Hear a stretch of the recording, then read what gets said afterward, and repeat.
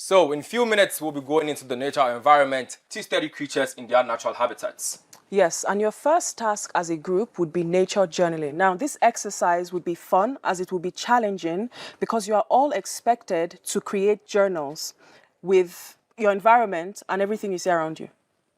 So, with that being said, let's regroup with our various leaders, get back into our quarters, get our researching materials. Let's get going. Yes, sir.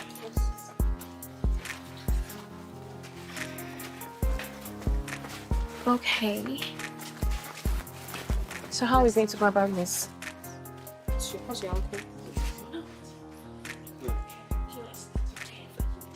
Can you give me a room?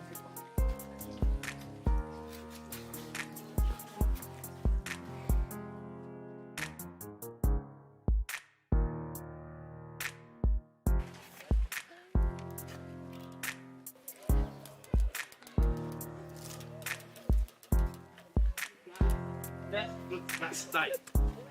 Okay.